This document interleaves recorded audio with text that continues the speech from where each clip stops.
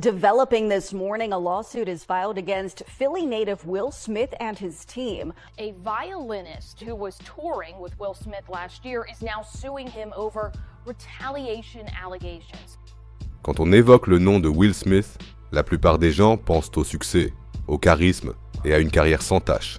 And the winner is Will Smith. Will Smith? Will Smith! Mais c'est justement cette image qui a recommencé à s'effriter fin 2025 quand de graves accusations ont été portées contre Will. Des accusations qui ont fait ressurgir d'un coup de vieilles rumeurs tombées depuis longtemps dans l'oubli. Au départ, je voulais juste faire une petite vidéo pour revenir sur certaines de ces rumeurs. Mais en faisant des recherches, je me suis retrouvé dans un véritable labyrinthe qui m'a obsédé pendant des semaines. Car plus je creusais, plus je tombais sur des histoires dont je n'avais jamais entendu parler auparavant. Des liens présumés avec des gangs de West Philly au début de sa carrière, jusqu'aux récits délirants sur ce qui se serait passé entre Will et sa famille dans les coulisses d'Hollywood. Et je dois avouer que j'ai rarement vu un artiste autour duquel autant de rumeurs se sont accumulées au fil des ans. C'est pourquoi, pour cette vidéo, on met de côté notre statut de fan pendant un petit moment et on passe au crible sans pitié les rumeurs concernant Will Smith.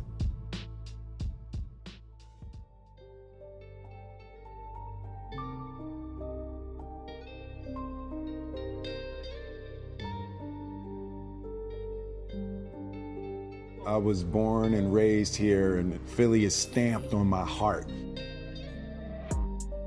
Will Carroll Smith II est né le 25 septembre 1968 à West Philadelphia.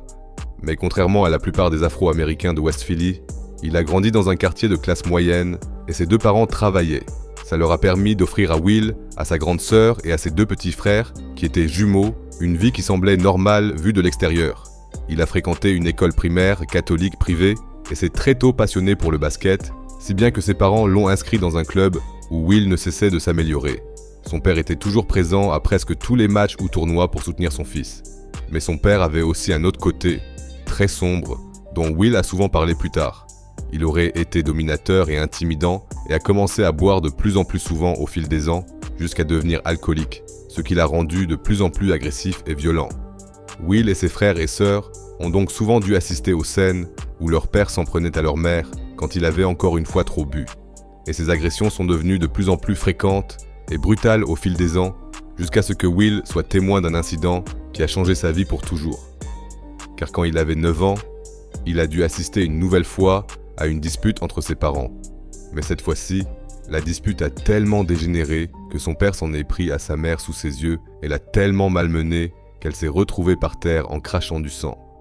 Comme Will était encore jeune, il n'a pas pu protéger sa mère et a eu l'impression d'avoir échoué. Comme il l'a raconté plus tard dans des interviews et dans ses mémoires, cet événement a été l'un des plus marquants de sa vie.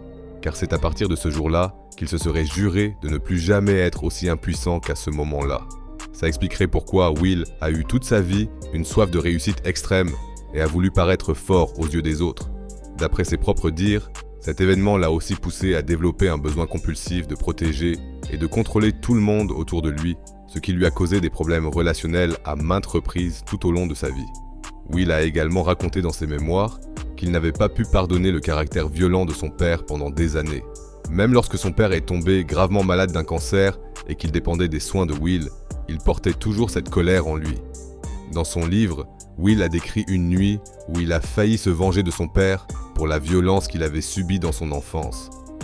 À ce moment-là, le cancer de son père était déjà si avancé qu'il pouvait à peine se déplacer tout seul, et Will devait l'emmener de la chambre à la salle de bain pour le laver. Mais en chemin, ils passèrent devant un long escalier, et Will s'arrêta un bref instant juste devant.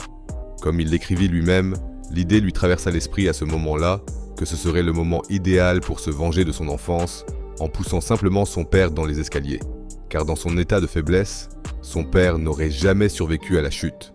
Pendant quelques secondes, Will a même commencé à laisser cette idée mûrir, jusqu'à ce que, heureusement, il revienne à la raison et ne passe pas à l'acte. Sa mère aussi, à un moment donné, n'a plus supporté les agressions de son mari et l'a quitté quand Will avait 13 ans. Elle a emménagé chez la grand-mère de Will, qui habitait à quelques maisons de là, tandis que Will devait continuer à vivre avec son père autoritaire. C'est pour ça qu'il n'était presque jamais à la maison, traînant dans les rues jusque tard dans la nuit, ou chez sa grand-mère aussi souvent que possible. Et pour essayer de surmonter ce qu'il avait vécu, Will a très tôt trouvé quelque chose qui lui donnait un ancrage. Il a commencé à écrire ses propres textes dès l'âge de 12 ans, qui étaient au départ truffés de gros mots. Mais sa grand-mère a trouvé ces textes et a demandé à Will de ne plus jurer dans ses textes à l'avenir. À partir de là, il a fait très attention à ses mots, ce qui était très apprécié lors des événements scolaires ou autres, ce qui a permis à Will de faire ses premières apparitions. Après la scène de l'école, il a fini par se produire dans les premiers clubs et lors de soirées chez des particuliers, où il endossait le rôle de MC aux côtés des DJ et mettait l'ambiance. C'est ainsi qu'en 1985, à l'âge de 16 ans, il a fait la connaissance d'un DJ qui mixait lors d'une soirée chez un particulier à laquelle Will assistait. Il s'agissait de DJ Jazzy Jeff. Jeff avait besoin d'un MC pour cette soirée et Will a pris le relais. Ils ont rapidement remarqué qu'ils s'accordaient parfaitement et ont commencé à travailler ensemble régulièrement. Ils ont enregistré leur première chanson et sorti un album intitulé Rock the House, qui a tellement bien marché qu'ils ont décroché leur premier contrat chez World Records. En 1986, leur premier single, Girls Ain't Nothing But Trouble, est sorti. Ça a permis à Russell Simmons de les remarquer. Il les a fait quitter World Records et les a signés chez Jive Records, où l'album a été réédité en 1987 avec un tirage plus important. L'album s'est vendu à environ 300 000 exemplaires, posant ainsi les bases parfaites pour le deuxième album, sorti en 1988, qui s'est vendu à plus de 3 millions d'exemplaires grâce au single à succès Parents Just Don't Understand. Les deux artistes ont ainsi rejoint le grand public et ont été diffusés partout dans le monde. Pour le single Parents Just Don't Understand, ils ont même remporté en février 1989 le tout premier Grammy de l'histoire dans la catégorie Best Rap Performance, ce qui a permis à Will et Jazzy de se faire un paquet de fric. À lui seul, Will a gagné plus de 10 millions de dollars en seulement 2 ans, devenant ainsi multimillionnaire à 20 ans, et tout ne pouvait que s'améliorer. Il s'est acheté des voitures de luxe, des bijoux et tout ce dont il avait toujours rêvé. Vu de l'extérieur, Will avait réussi, mais en coulisses, tout commençait à basculer. Car peu après avoir remporté le Grammy, le fisc a frappé à la porte de Will et lui a réclamé un redressement fiscal de 2,8 millions de dollars, somme que Will ne pouvait plus réunir à cause de son train de vie excessif. Ses comptes ont alors été gelés et Will avait jusqu'à la fin de l'année 1989 pour régler la somme avant que le fisc ne saisisse ses biens. Pour couronner le tout, à peine 10 jours après la cérémonie des Grammy Awards, soit le 3 mars, il s'est disputé avec un promoteur du nom de William Hendrix. William aurait été tellement insolent que Will aurait demandé à son garde du corps, Charles Alston, de s'en prendre à lui et de le tabasser, ce que Charles a fait. William s'est retrouvé avec le nez cassé et a failli perdre la vue. Du coup, il a porté plainte contre Will et son garde du corps, ce qui a conduit à un mandat d'arrêt contre Will en juin de la même année. Le 7 juin, Will s'est rendu à la police, a été arrêté, puis relâché peu après contre le paiement d'une caution de 3 000 $. La plupart des gens pensant que William Hendrix avait surtout déposé plainte pour réclamer des dommages-intérêts élevés et qu'il voulait pressurer Will financièrement. Mais comme par miracle, il a retiré sa plainte quelques semaines plus tard, si bien que Will et son garde du corps n'ont pas eu à subir d'autres conséquences. À ce jour, on n'a jamais officiellement su ce qui s'était exactement passé ce soir-là, ni pourquoi William Hendrix avait retiré sa plainte peu après l'arrestation de Will. Et c'est justement pour ça que la rumeur a commencé à enfler. Car le garde du corps de Will aurait non seulement eu des contacts dans le milieu musical, mais aussi des liens très étroits avec les milieux de la rue à Philadelphie, où il aurait notamment été connu sous le nom de Charlie Mack. C'est pour ça que Will aurait recommencé à traîner plus souvent dans l'ouest de Philadelphie et à fréquenter des gens qui étaient encore des criminels actifs à l'époque. L'un de ces types, c'était Leroy Davis, alias Bucky, un gros bonnet de l'un des gangs de rue les plus puissants de Philadelphie à l'époque, appelé la Junior Black Mafia. D'après les rumeurs, Bucky aurait appris l'arrestation de Will le jour même. Et comme il ne savait pas que Will serait relâché après quelques heures seulement, une fois la caution payée, Bucky aurait essayé, à sa manière, de régler le problème. Pour faire pression sur le plaignant William Hendrix, Bucky aurait alors, le jour même, en compagnie de quelques membres de son gang, enlevé le fils de William pendant plusieurs heures afin de lui faire comprendre qu'il ferait mieux de retirer sa plainte. William aurait alors eu peur, à juste titre, et aurait abandonné les poursuites dès le lendemain. Bucky aurait ainsi permis à Will d'avoir un souci de moins et de se concentrer à nouveau sur sa carrière. Car 3 mois seulement après l'arrestation de Will, son 3e album avec Jazzy Jeff est sorti. Will espérait bien sûr que l'album se vendrait aussi bien que le précédent pour pouvoir régler ses dettes fiscales le plus vite possible. Mais l'album est resté bien en deçà des attentes, ne s'est pas vendu aussi bien et n'a atteint que la 39e place des charts. Cependant, cet album a ouvert une nouvelle porte à Will. En effet, grâce au single I Think I Can Beat Mike Tyson, dont le clip passait régulièrement sur MTV, Benny Medina l'a remarqué. Il cherchait justement, avec Quincy Jones, un acteur pour une nouvelle sitcom intitulée Le Prince de Bel-Air. Ils ont donc contacté Will et lui ont demandé s'il serait intéressé pour passer une audition pour le rôle. Mais Will était d'abord sceptique car il ne voulait pas vraiment devenir acteur. Mais sa situation financière l'a poussé à accepter l'offre et il a été invité à Los Angeles. Comme il ne pouvait même pas se payer le billet d'avion, la rumeur dit que d'anciennes relations sont à nouveau entrées en jeu.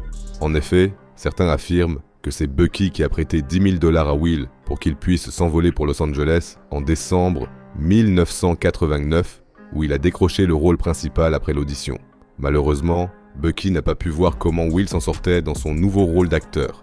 Car en mai 1990, seulement 4 mois avant la diffusion du premier épisode du Prince de Bel-Air, Bucky a été abattu devant chez lui à West Philly. Il n'a donc jamais eu l'occasion de clarifier si les rumeurs le concernant, lui et Will, correspondaient bien à la vérité. J'ai fait des recherches approfondies, mais je n'ai malheureusement rien trouvé de plus que quelques indices anonymes sur le sujet. Il existe toutefois une autre rumeur sur la façon dont Will Smith aurait finalement décroché le rôle dans Le Prince de Bel-Air. Et ces rumeurs concernent une personne en particulier. En effet, depuis des années, de nombreuses accusations et rumeurs circulent dans le milieu à propos de l'homme qui aurait, pour ainsi dire, découvert Will Smith en tant qu'acteur, Benny Medina. Beaucoup affirment qu'il aurait abusé de son pouvoir à plusieurs reprises pour s'en prendre à de jeunes artistes en devenir. Et Will aurait pu être l'un d'entre eux. C'est ce qu'a notamment affirmé un rappeur et producteur du nom de MC Shen, qui, selon ses propres dires, aurait été pressenti pour le rôle du Prince de Bel-Air avant Will Smith. MC Shen a été l'un des tout premiers rappeurs à décrocher un contrat avec une major chez Warner Brothers dès 1987. Et d'après ses propres déclarations, Warner aurait essayé de le mettre en contact avec Benny Medina pour qu'il puisse aussi booster sa carrière musicale grâce au rôle du Prince de Bel-Air. Mais quand il a passé l'audition pour le rôle, Benny Medina aurait essayé d'abuser de lui, comme Shen l'a raconté dans plusieurs interviews. Il aurait alors piqué une crise et insulté Benny Medina, ce qui lui aurait valu de ne pas décrocher le rôle et peu de temps après, d'être même lâché par Warner. C'est pourquoi MC Shen pense que Will a peut-être subi ces agressions présumées pour obtenir en échange le rôle du Prince de Bel-Air. So you mean to tell me they wanted to grease to be Fresh Prince, but they didn't grease you, and you hanging around Quincy, Benny, and all these right here. I know what was going on, so it's not like I'm trying to diss nobody. I'm just saying, yo, got to call a duck a duck. À première vue, ces accusations semblent sortir de nulle part. Mais au fil des ans, Benny Medina a régulièrement fait l'objet d'articles négatifs dans la presse pour des faits similaires. Pendant la campagne #MeToo, par exemple, l'acteur Jason Dudley a déclaré publiquement que Benny Medina aurait commis des attouchements à son encontre en 2008. Il n'y a toutefois pas eu de poursuite judiciaire car il n'y avait pas de preuves tangibles et les faits présumés étaient prescrits depuis des années. Aujourd'hui, on ne peut plus déterminer clairement ce qui est vrai et ce qui ne l'est pas. Ce qui est sûr, c'est que pendant que ces accusations étaient en suspens, la carrière de Will Smith a vraiment pris son envol. Le 10 septembre 1990, le premier épisode du Prince de Bel-Air a été diffusé. La série a connu un énorme succès et a parfois attiré jusqu'à 20 millions de téléspectateurs par épisode. Financièrement, Will n'en a toutefois guère profité au début, car en raison de ses dettes fiscales, il devait reverser environ 70% de ses revenus au fisc, ce qui ne lui laissait pratiquement rien après déduction des nouveaux impôts. En 1991, Will a rencontré une femme nommée Jerry Zambino, qui est tombée enceinte de lui quelques mois plus tard. C'est pourquoi Will l'a épousée et, en 1992, leur premier enfant, Trey, est venu au monde. Comme Will avait désormais sa propre famille, il s'est concentré encore davantage sur sa carrière d'acteur et a décroché ses premiers rôles au cinéma. La même année, il a fait ses débuts au cinéma avec un second rôle dans un petit film indépendant intitulé Where the Day Takes You. Dans ce drame, il incarnait un homme sans jambes et sans domicile fixe, et voulait ainsi montrer qu'il était un acteur sérieux même en dehors de l'univers des sitcoms. Peu après, il décrocha son premier rôle principal dans le film 6 Degrees of Separation, sorti fin 1993, qui ouvrit définitivement la voie à Will vers Hollywood, car peu après, il travaillait déjà avec Michael Bay et obtint un rôle principal dans le film Bad Boys, tourné à l'été 1994 et sorti en avril 1995. À peine 3 mois plus tard, le tournage de son prochain rôle principal dans le film Independence Day de Roland Emmerich a commencé, un film qui est finalement devenu le plus grand succès de l'année 1996. Qu'un acteur passe aussi vite du statut de star de sitcom à celui de vedette d'une grande production hollywoodienne, c'était extrêmement rare. Et c'est là que les rumeurs ont recommencé. Aujourd'hui encore, beaucoup affirment que c'est uniquement grâce à son rôle dans le film 6 Degrees of Separation que Will a réussi à se hisser au sommet d'Hollywood en si peu de temps, ce qui lui a ensuite permis d'obtenir des rôles dans de grandes productions réalisées par des géants d'Hollywood comme Michael Bay ou Roland Emmerich. Car à Hollywood, une rumeur tenace circule depuis des années. Beaucoup pensent que les acteurs afro-américains ne parviennent à percer qu'après avoir été publiquement humiliés ou rabaissés. Par exemple, en devant accepter des rôles où ils doivent porter des vêtements féminins ou faire d'autres choses qui leur sont désagréables. Plusieurs personnalités hollywoodiennes connues ont déjà évoqué cette rumeur, dont Dave Chappelle. I connect dots that maybe shouldn't be connected. I don't know. It's like when I see that they put every black man in the movies in a dress at some point in their career, I'll be connecting them down like, why all these brothers gotta wear a dress? Pour étayer cette thèse, on cite sans cesse de nombreux acteurs afro-américains qui, au cours de leur carrière, ont été vus en tenue féminine ou dans des rôles de ce type. Et si l'on croit à ce discours, et que l'on regarde ensuite 6 Degrees of Separation de plus près, certains ont l'impression que Will aussi a suivi ce soi-disant rituel.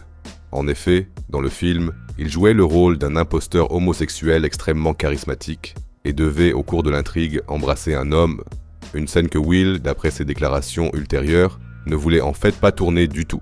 Mais sans cette scène, il n'aurait pas obtenu le rôle, c'est pourquoi il a finalement accepté. En plus, il a même dû tourner une scène où il a eu des relations intimes avec un homme et où, pour le dire de manière conforme à YouTube, il a joué le rôle passif. Et à cela s'ajoute le fait que le film n'a pas été réalisé par n'importe quel producteur, mais entre autres par un homme nommé Arnan Milchan, une figure très controversée à Hollywood depuis le début. Milchan est un multimilliardaire israélien qui s'est fait un nom dans l'industrie cinématographique avec des films comme Pretty Woman, Fight Club et plus de 100 autres productions. Mais avant d'arriver à Hollywood, et même pendant ses premières années dans l'industrie cinématographique, il a manifestement travaillé pour les services secrets israéliens jusqu'en 1986 au moins et entretient encore aujourd'hui des contacts étroits avec des politiciens israéliens de haut rang, dont Benjamin Netanyahou.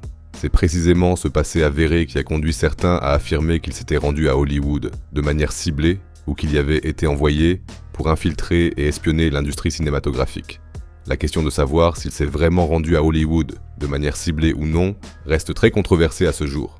Il est toutefois incontestable qu'il existe à Hollywood certaines méthodes qui ont brisé ou changé à jamais de très nombreux acteurs. Will aurait lui aussi utilisé l'une de ces méthodes pour le film de Milchan, ce qui a durablement changé sa vie. En effet, pour se préparer, Will a utilisé pour la première fois une méthode appelée method acting, une technique de jeu d'acteur où les comédiens s'immergent complètement dans la psyché de leur personnage. De très nombreux acteurs rapportent cependant que cette forme extrême de travail sur un rôle peut avoir des conséquences psychologiques et que les traits de caractère du personnage se répercutent dans la vie réelle des comédiens. L'exemple le plus connu est celui de Heath Ledger, qui a souffert d'insomnie sévère après avoir incarné le Joker et qui prenait donc régulièrement des somnifères et des tranquillisants. C'est justement à cause de ces médicaments qu'il a fini par faire une overdose et qu'il est décédé en 2008. Will a lui aussi raconté dans des interviews qu'il n'avait plus jamais utilisé la méthode après le film 6 Degrees of Separation, car il n'arrivait plus à se débarrasser d'une partie des traits de caractère de son rôle qui était devenu une partie de sa propre personnalité. in the hell is wrong with me? Yeah. I transformed my mind so much I couldn't shape the character's beliefs. A part of it became me. Comme Will jouait un imposteur homosexuel dans ce film, beaucoup affirment que ce rôle aurait influencé la perception qu'il avait de lui-même et qu'il aurait ainsi développé un intérêt pour les hommes, ce qui aurait causé l'échec de son premier mariage. Alexis Arquette, une actrice et militante transgenre, a écrit en 2016 sur Facebook qu'elle ne supportait pas Will Smith car il ne s'était toujours pas assumé après toutes ces années. Dans son post, elle a affirmé que le premier mariage de Will avait volé en éclats parce que son épouse de l'époque l'aurait surpris un jour en train d'avoir des relations intimes avec Benny Medina. Et c'est à cause de cet incident que le mariage aurait été annulé en 1995. Will aurait alors payé sa première femme pour qu'elle garde le silence à vie sur cette affaire. Mais là encore, je n'ai trouvé aucune preuve tangible pour confirmer ces rumeurs. Pourtant, des spéculations continuent de circuler aujourd'hui encore, affirmant que Will voudrait cacher qu'il s'intéresse aussi aux hommes. Will lui-même a toujours réfuté cette rumeur et a invoqué d'autres raisons pour le divorce. Lui et son ex-femme ont souligné à plusieurs reprises que l'infidélité n'avait pas été l'un des éléments déclencheurs. D'après leurs déclarations, Will était très souvent en déplacement en raison de son succès grandissant, ce qui a fini par les éloigner l'un de l'autre. C'est à cette époque que Will a rencontré Jada Pinkett sur le tournage de Le Prince de Bel-Air, dont il est tombé amoureux alors qu'il était encore marié. Il s'est donc de plus en plus éloigné de son épouse de l'époque, jusqu'à ce qu'elle le quitte le jour de la Saint-Valentin 1995 et que le mariage vole définitivement en éclats. Pour Will, ce divorce a toutefois marqué un nouveau départ. En effet, dès que les papiers du divorce ont été déposés, il a immédiatement rencontré Jada Pinkett et ils sont devenus un couple le jour même. Au début, ils ont délibérément gardé leur relation à l'abri des regards, car Will venait de divorcer et aucun des deux ne savait si leur relation allait durer. Will aurait bien aimé épouser Jada tout de suite, mais Jada, elle, a déclaré ouvertement qu'elle ne croyait pas au mariage traditionnel et que, selon elle, la monogamie n'était pas une bonne base pour une relation à long terme. Malgré ces divergences de vues, ils ont rendu leur relation publique en septembre 1995 et sont devenus dès lors le couple modèle d'Hollywood. En novembre 1997, Jada est tombée enceinte et Will lui a alors demandé plusieurs fois sa main, même s'il savait qu'elle ne voulait en réalité jamais se marier.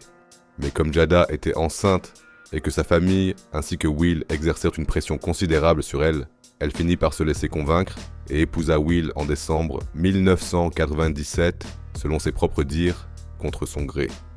Comme Jada l'a raconté plus tard dans des interviews, elle a pleuré pendant tout le mariage parce qu'elle était tellement malheureuse. Mais le public n'en a rien su, car vu de l'extérieur, Will et Jada continuaient d'être considérés comme le couple modèle parfait. En juillet 1998, elle a eu leur premier enfant, Jaden, suivi 2 ans plus tard par leur fille Willow. Pendant ce temps, grâce à des films comme Ali, iRobot et de nombreux autres blockbusters, Will est devenue l'une des plus grandes stars hollywoodiennes de tous les temps et l'une des mieux payées. En conséquence, Will a acheté une immense villa pour la famille, une propriété qui, vue de l'extérieur, ressemblait à la maison de rêve par excellence. Jada, cependant, voulait en réalité mener une vie calme et détendue à la campagne, de préférence dans une petite ferme, si bien qu'elle s'est sentie trahie lorsque Will a acheté cette immense villa. Jada vivait donc dans un mariage qu'elle ne voulait pas, dans une maison qu'elle ne voulait pas, tout en essayant de maintenir l'image d'une famille intacte aux yeux du monde. C'est pourquoi la rumeur a rapidement couru que Will et Jada se seraient mis d'accord pour transformer leur mariage traditionnel en une relation non monogame. Ça voudrait dire que tous les deux auraient le droit d'avoir des relations intimes avec d'autres personnes malgré leur mariage. Ces rumeurs se sont amplifiées lorsqu'en août 2011, on a commencé à spéculer publiquement sur une éventuelle liaison entre Jada et l'acteur Marc Anthony. Une accusation que tous deux nient encore aujourd'hui. Quelques semaines après ces rumeurs, une dispute a éclaté entre Jada et Will le jour de l'anniversaire de Jada. Et selon leurs propres dires, ils se sont séparés le lendemain. Selon Will, ils auraient été séparés à partir de ce moment-là jusqu'en 2016, même s'ils continuaient à vivre ensemble.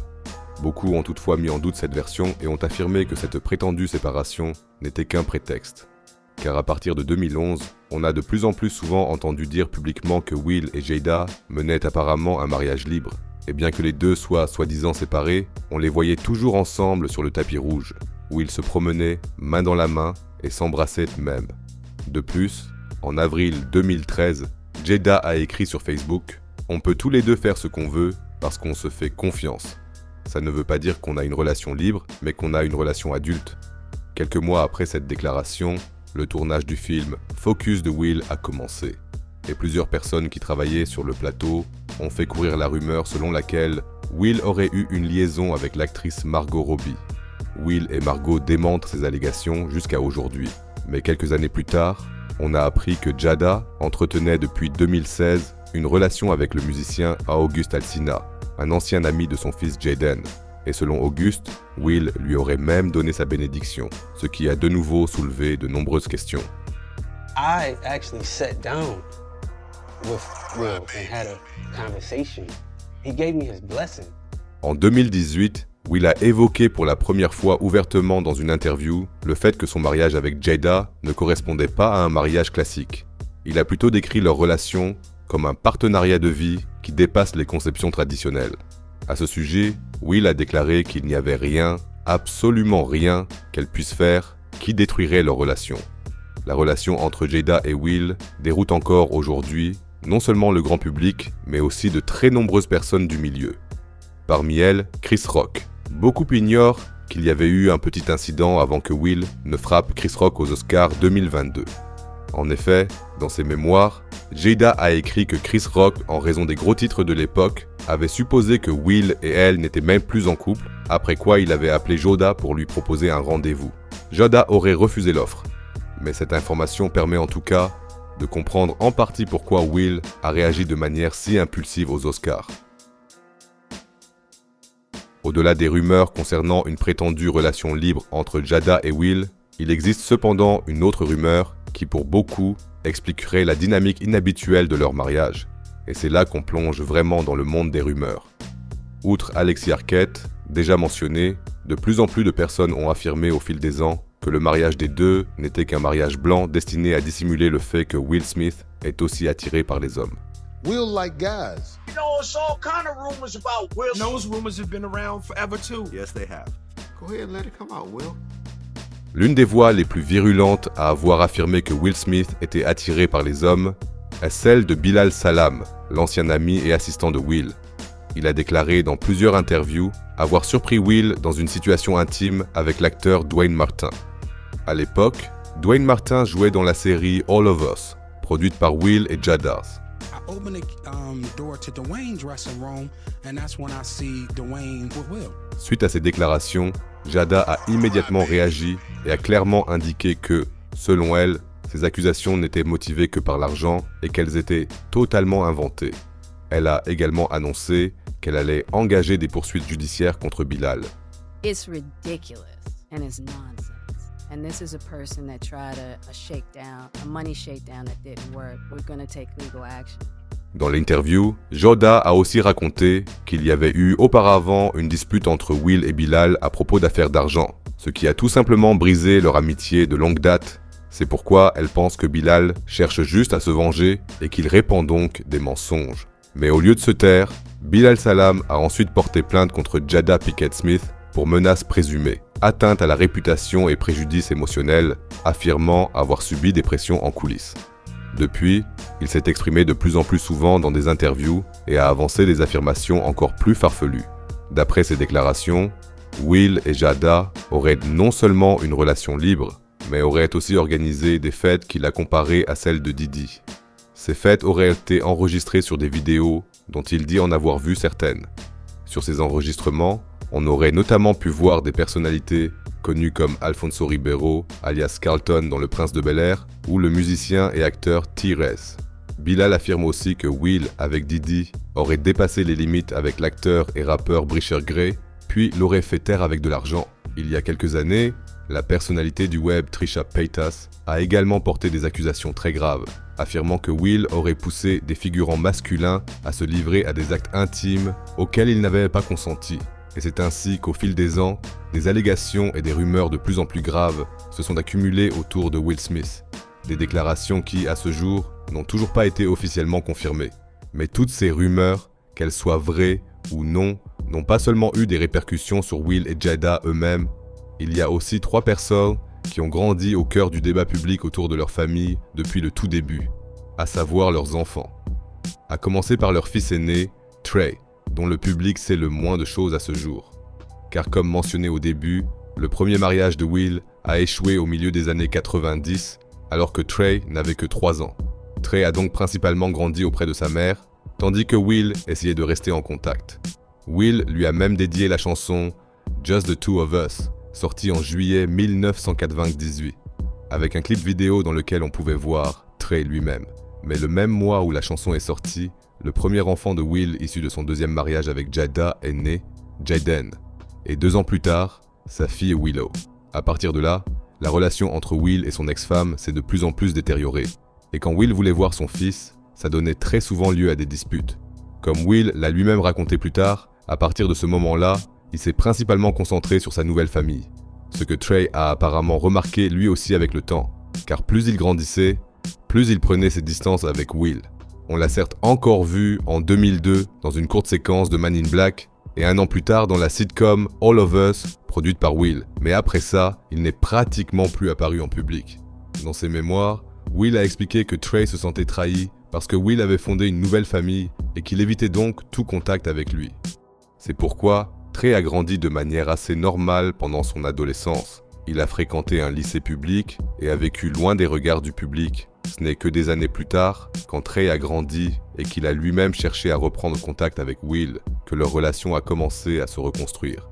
Et ça a si bien marché que Trey a déclaré il y a quelques années que Will n'était pas seulement un père pour lui, mais aussi devenu son meilleur ami.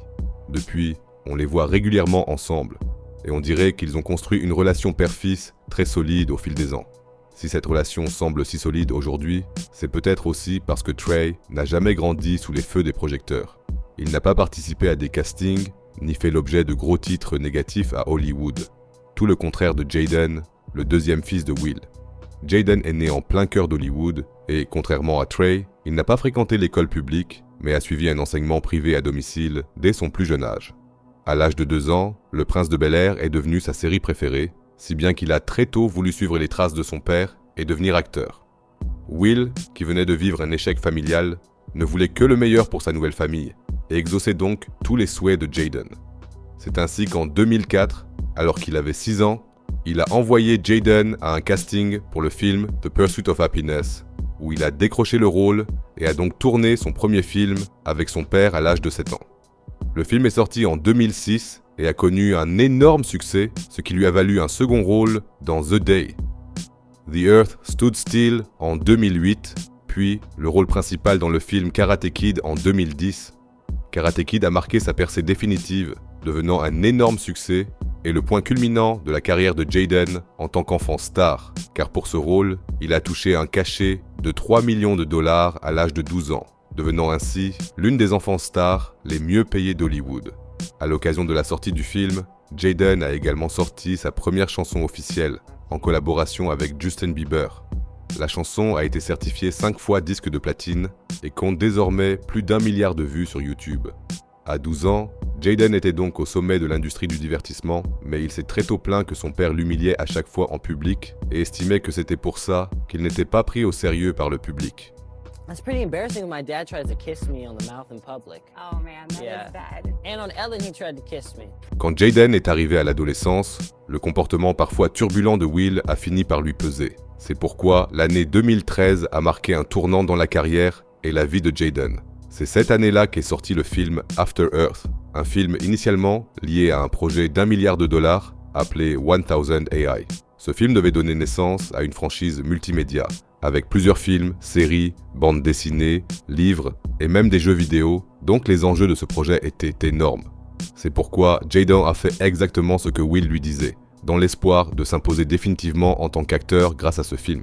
Mais malheureusement, le film a fait un flop au box-office et n'a pas du tout répondu aux attentes, si bien que tous les autres projets prévus ont été annulés. En plus, il y a eu beaucoup de gros titres négatifs, car les médias affirmaient que le film aurait intégré des motifs et des idées de la controversée Église de Scientologie. Par ailleurs, le jeu de Jaden a été très critiqué, et beaucoup pensaient qu'il n'obtenait de bons rôles que parce qu'il était le fils de Will Smith. En 2014, le film a raflé pas moins de 3 Razzie Awards. Will a reçu le prix du pire second rôle Jaden celui du pire acteur principal, et tous deux ont remporté ensemble le prix du pire couple à l'écran. Jaden a donc été vivement critiqué, et comme il n'avait fait que ce que son père lui avait dit de faire, il en a tenu Will pour responsable, et a décidé dès lors de mener sa vie à sa manière. C'est pourquoi, à partir de 2013, la rumeur a couru que Jaden avait demandé à ses parents, à l'âge de 15 ans, de lui céder la garde afin qu'il puisse voler de ses propres ailes. Will a démenti ces affirmations pendant des années et a expliqué que la rumeur n'était née que parce qu'il avait fait une blague à ce sujet une fois. No emancipation for the Smith kids. So where did that come from? Just I think I made a joke in Tokyo. Mais Will a avoué dans ses mémoires qu'il y avait tout de même un fond de vérité dans cette rumeur et il a écrit « À 15 ans, quand Jaden m'a demandé s'il pouvait être considéré comme un mineur juridiquement autonome, ça m'a brisé le cœur. Finalement, il a décidé de ne pas le faire, mais ça fait mal de réaliser qu'on a blessé ses propres enfants. Avec le recul, ces déclarations ont très mal vieilli, car elles montrent que Will a apparemment menti pour préserver une fois de plus son image. Et si la rumeur est vraie, alors Jaden lui-même a menti dans l'interview quand il a dit qu'il n'avait même pas entendu parler de cette rumeur. What did you think about that when you started hearing those rumors? I wasn't aware. I didn't know what was going on. Quoi qu'il en soit, à 15 ans, Jaden a décidé de suivre sa propre voie et a mis fin à sa carrière d'acteur pour se consacrer à la musique. Et sans l'influence de ses parents, Jaden s'est régulièrement fait remarquer par des déclarations et des actions étranges. Il a commencé à poster des pensées soi-disant profondes, comme par exemple que si les nouveau-nés pouvaient parler, ils seraient les êtres les plus intelligents du monde, ou que si tout le monde dans le monde quittait l'école, on aurait une société bien plus intelligente. En même temps, il a aussi radicalement changé de style et on l'a vu avec des tenues de plus en plus farfelues. Il s'est par exemple rendu au mariage de Kim Kardashian et Kanye West dans un costume blanc de Batman.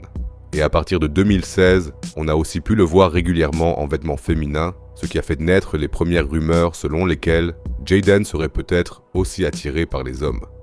Jaden a encore attisé cette rumeur quand il est monté sur scène en 2018 et a affirmé que Tyler, The Creator, était son copain. Tyler, the Creator, is my f***ing boyfriend. It's true. Cette déclaration est clairement une blague. Et au fil des ans, Jaden a eu de nombreuses relations avec des femmes. Mais comme Jaden a répété cette phrase pendant des années, beaucoup pensent encore aujourd'hui qu'il y a une part de vérité dans cette rumeur. Même s'il n'y a aucune preuve à part cette blague.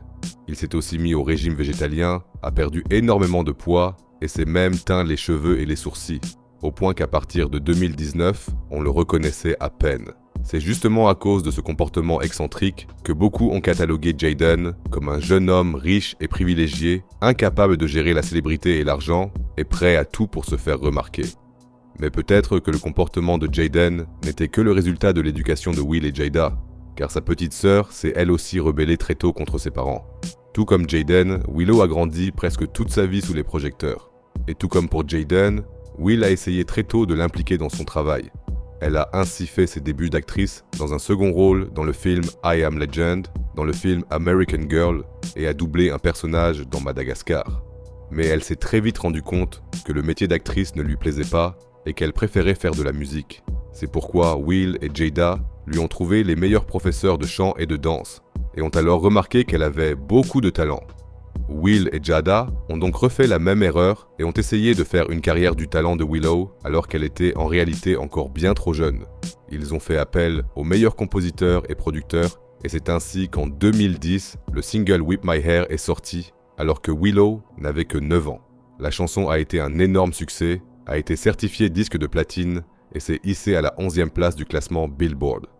Beaucoup d'enfants ont imité la danse du clip et secoué leurs cheveux, faisant de cette chanson une véritable tendance. Grâce à ce buzz, Willow a décroché un an plus tard un contrat avec le label Roc Nation de Jay-Z et est partie en tournée en première partie de Justin Bieber, le début parfait d'une carrière. Mais Willow était encore bien trop jeune pour assumer toutes ses responsabilités et, au fil de la tournée, elle a perdu de plus en plus l'envie de faire de la musique.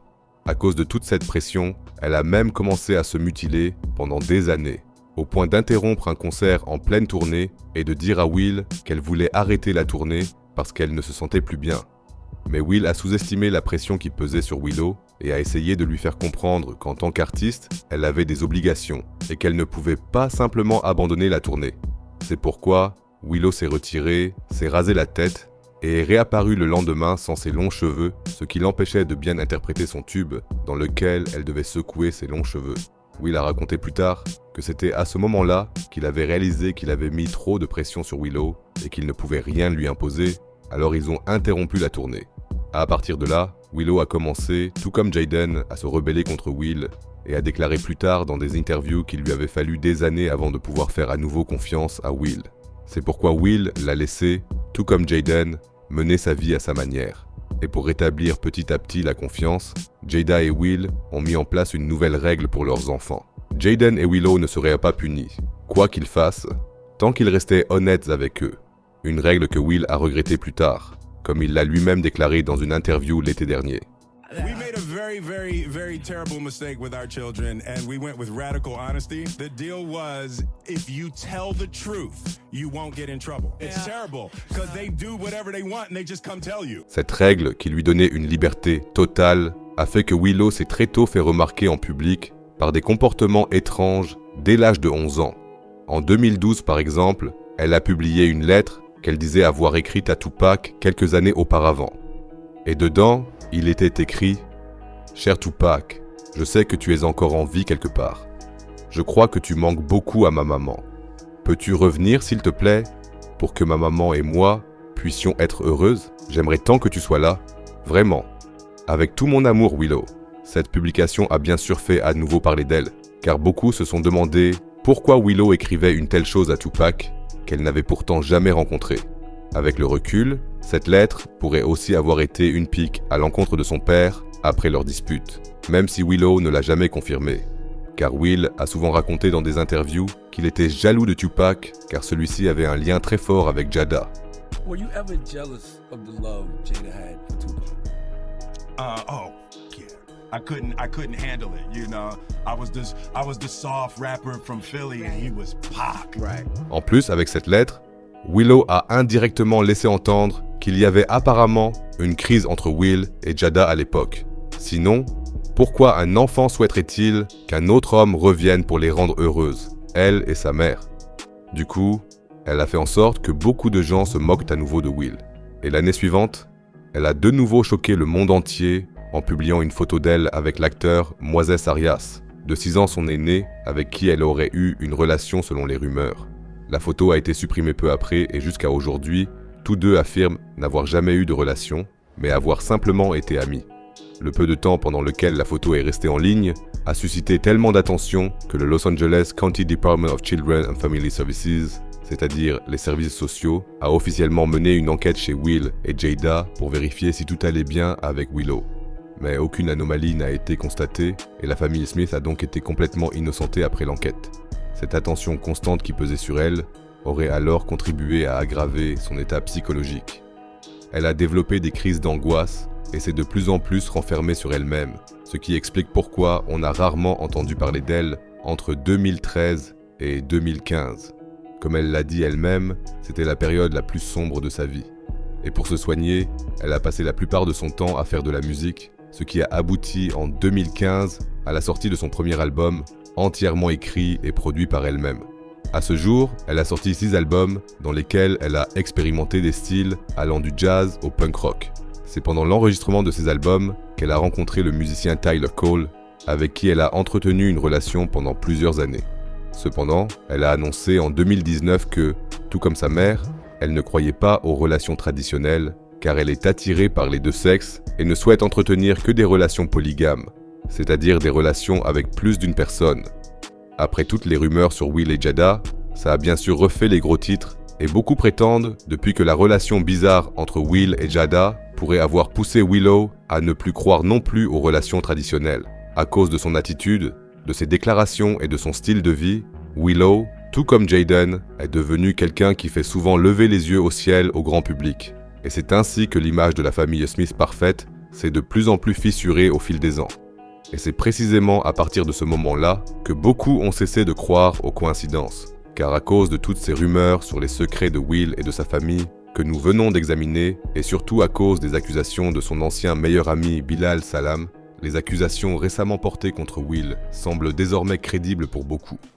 Shocking allegations against Will Smith. Will Smith is being sued by a former employee. Professional violinist who toured with Will Smith is Suing him over retaliation allegations. En effet, il y a quelques semaines, on a appris que Will avait été poursuivi en justice par un violoniste qui était en tournée avec lui. Le plaignant, Brian King Joseph, reprochait notamment à Will du harcèlement, un abus de pouvoir et un licenciement abusif. D'après sa plainte, Will se serait comporté de manière inappropriée envers lui et aurait profité de sa position de star pour se rapprocher de lui. Brian a expliqué qu'il n'avait pas donné suite et que ça l'avait mis très mal à l'aise. Il serait ensuite retourné dans sa chambre d'hôtel où il aurait trouvé des indices montrant que quelqu'un y était entré sans sa permission. Il y aurait eu des objets étrangers dans la chambre ainsi qu'une note manuscrite portant son nom. He returned to his hotel room to find random items and a note that said, Brian, I'll be back later, just us. Il a signalé l'incident à l'hôtel, à la direction et aux organisateurs de la tournée et a été exclu de la tournée et licencié peu après. Once he reported the incident to Smith's team, he was fired and told he was lying about what happened. C'est pourquoi Brian a soupçonné un lien entre le comportement antérieur de Will et l'incident survenu dans sa chambre d'hôtel, ce qui a finalement donné lieu à la plainte. Will et ses avocats ont bien sûr rejeté ces accusations, les qualifiant de sans fondement. À ce jour, la présomption d'innocence s'applique bien sûr dans cette affaire. Mais une chose est sûre, après des décennies sans problème juridique majeur, c'était la première affaire qui mettait Will Smith sous pression. Non seulement publiquement, mais aussi juridiquement. On a maintenant passé en revue toutes les rumeurs, déclarations et accusations concernant Will et sa vie, depuis ses débuts jusqu'à aujourd'hui. Mais au final, beaucoup de choses restent encore floues. Peut-être que l'avenir nous dira s'il y a du vrai dans ces rumeurs ou non. Mais d'ici là, comme toujours, ton avis m'intéresse. Penses-tu que la plupart de ces rumeurs ne sont que des ragots destinés à nuire à Will d'une manière ou d'une autre? Ou penses-tu qu'il y a tout de même du vrai dans beaucoup de ces histoires? Selon le dicton, il n'y a pas de fumée sans feu. N'hésite pas à me le dire dans les commentaires. Si tu as aimé la vidéo, n'hésite pas à la partager avec tes amis pour qu'on puisse toucher un maximum de monde. Parce que, pour être honnête, cette vidéo m'a pris énormément de temps. C'est pourquoi je suis ravi de tout soutien. Prends soin de toi et à la prochaine vidéo.